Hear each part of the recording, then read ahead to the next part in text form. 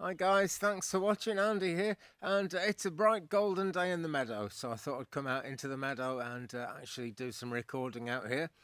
Thing I want to talk about today is spiritual purity in terms of running a YouTube channel, and it kind of plays into every other area of trying to live a spiritual life in a reasonably pure way. And when I say pure, I mean, none of us is absolutely whiter than white. It's the nature of being human. But far from seeing that as a negative thing, we can actually use all the forces in our life for good if we really try to, if we really want to. But it's about, again and again, sticking to what you believe is true. That's what's really going to make things work for you. And so when you're giving readings, I know if you give readings actually, and you're in the zone with that, you will actually be aware of the need to be genuine with people. It makes a huge difference. It does.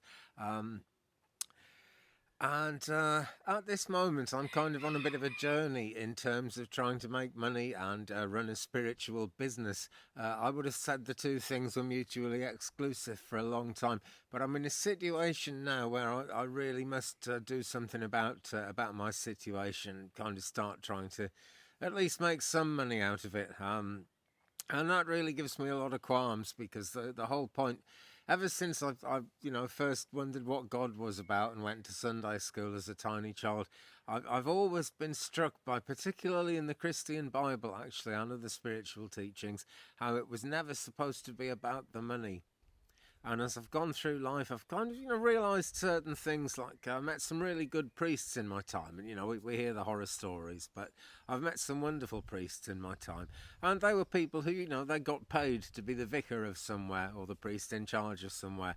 And the idea of that was that you would have these people who were kind of intellectual people and were highly qualified, and they would devote their lives to thinking about these spiritual matters and kind of being a shepherd to a flock of people, as the way the Bible puts it. And we all know that has been abused, sadly, in so many ways. But I'm thinking about some really wonderful priests I've met in my time who really, deserve to be thought of in that way because they were very, very good. And yet they were getting paid. But the point is, none of them were people, and none of them used to be people who would refuse to do the job if they weren't getting paid. That seems to have changed, unfortunately. The last few priests that I've met in the Anglican Church, anyway, have been very much about kind of this is my ordinary, regular job, and they've got certain rights, and they've got to be paid a certain amount, And I'm not saying any of them would necessarily give it up if they weren't paid. But it really has become a very important thing to them to get paid. And we see older priests, elderly priests, coming out of retirement. There was a priest in his 90s not so long ago working in this village, and he wasn't getting paid anything for it because, of course, he came from a time when you weren't in it for the money and you would trust in God that somehow the money would happen if it needed to, and that somehow you would be able to be sustained. And that trust is really going out of the world at the moment in the front of house, in the way things are presented to us, in the way the television is, in the way the internet is quite a lot of the time, to be honest. And YouTube seems to be getting more and more commercial. And, I can't blame YouTube for that. Facebook's doing it. Lots of things that are nothing to do with the internet at all are doing it. I mean, look here, for example, right? If you can actually see that here. But over here, we have my apple tree, which is a completely contrived apple tree. I like it very much, and it's going to grow here great. But it's not really meant to be here, if you know what I mean. It's something that's been imported, and it's a contrivance. Whatever fruit that grows isn't going to be the same as the wonderful traditional Welsh apple tree that produces wonderful traditional Welsh apples, as you might imagine. They have a distinctive taste. They make a wonderful cider, and they work perfectly in my garden because that is where that tree grew, and it's a very, very old tree that's been cut back and kept going, and wonderful because it belongs here, because it's meant to be. And so do any kind of spiritual notions that we have, any inspiration that comes to us, it's meant to be and we're meant to have it. And I strongly believe we're meant to share it as well, friends. And my life goes a lot better when I'm in sharing mode in spiritual terms. All my spiritual practices, just about everything, when I'm in share mode, when I'm aware that, you kind of give something. And it's not that you give to receive, but generally in the world it works nicely when everyone's giving a bit. So we come to the Vex, and I haven't come to it yet, actually. I'm probably still quite a long way away from it, which is a nice, comfortable position to be in to say these things. But I recently hit 500 subscribers, and by the way, thank you very much, everyone who subscribed. If you haven't subscribed yet, hit that button down there below and tap the bell as well so you don't miss anything. There is usually a subscriber giveaway of some kind going on. This month it's a Soda Light chip necklace with a silver lobster clasp on it. So get subscribing if you haven't already. But anyway, so I've hit 500 subscribers, and it's just made me think about the future, because the next step after that is when you get to 1,000 subscribers, and hopefully by then there's enough views coming in. I've got to get something like, I don't know, thousands of hours of views a month, something like that. I don't know if I can really do it. And that's making me think, let it grow naturally, let it go at its own pace, because there are ways, there's loads of videos for people like me telling us how we can kind of trick the YouTube algorithm into giving us tens of thousands of views. And what actually happens when people do that is that they suddenly get a lot more views than they can handle, and they start upsetting people, and it tends to fall flat on its backside. But never mind, people are still out there making videos telling you to go that way. Well, let's just come away from YouTube for a moment and just think, we've got the internet. If YouTube wasn't doing these videos, somebody else would be by now. It's natural. People are going to want to share their inspiration, and that takes all kinds of forms, whether it's a video like this, whether it's an actual kind of TV program kind of video that's going deeply into things, and I love those. Loads of it on YouTube, and it's the sum of human knowledge being shared. It can be any of those things. It can be someone showing a picture of their cat or their vegetable that they've just grown or something, but there's something inspiring about it. It's showing another human being this rather nice thing that's happened. And sometimes sharing this rather horrible thing that's happened in the hope of bringing healing to it. But it's a natural thing for human beings to do. If you look around on YouTube, there are videos about ancient languages, and actually I think it's 36 symbols that were found all over Europe. I think in other parts of the world as well, dating back from between 10,000 years ago and 30,000 years ago, which is quite it's quite a big spread. And those symbols were, they're all over Europe. They appear again and again in cave paintings, cave drawings by Neolithic people. And they were trying to communicate, and that was the beginning of what eventually gave us an alphabet, what eventually gave us a language, and what has actually now evolved into what the internet is doing, because there are so many words, so much information, so many pictures, images, visions being uploaded to the internet all the time. I feel very sure that this is the next step of language, if you will, because dyslexic people are more and more able to use these things as well now, and that is really brilliant. No matter how hard people tried to make kind of words readable to people who weren't able to read them, or to make sense of their sort of deeper meanings, those attempts just didn't get us very far for a long time. Some wonderful work went in. But the internet is actually, you can have dyslexia, you can have all kinds of physical and mental conditions and actually still use the internet. It's a great leveler. So whether YouTube was here or not, I feel strongly that we would all be doing this by now. It's a natural thing in the process of our evolution. It really is. So it's a great thing as far as I'm concerned, and as far as that goes.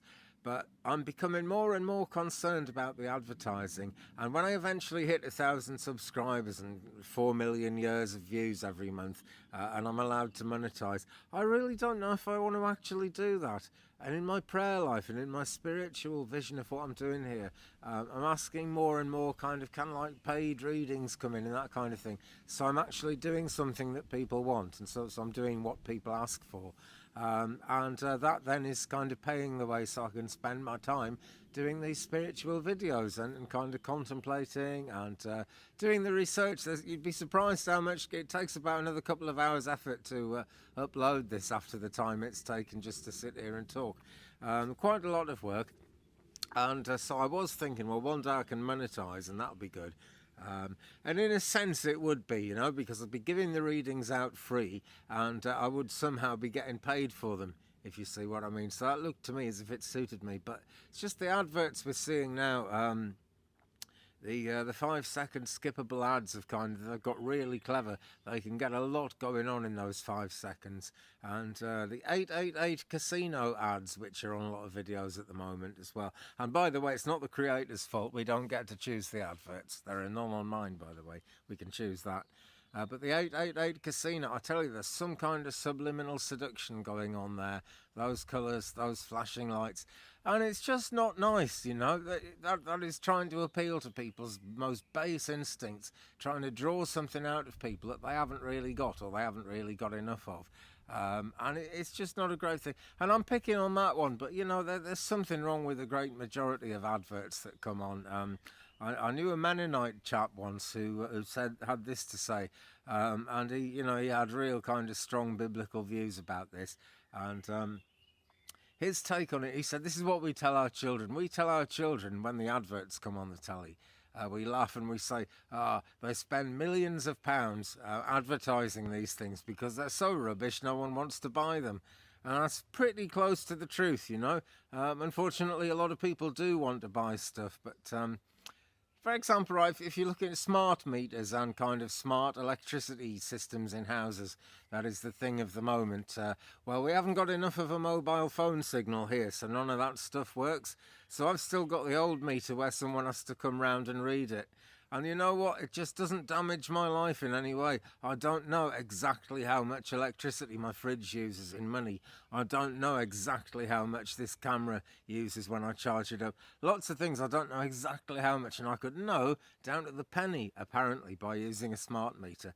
And maybe I'll have to accept one day, but at the moment they keep coming to try and fit them, and they can't get a signal, so they don't. And friends, it has not affected my life one little bit. There's loads of stuff that's advertised that I've never got and never want to have.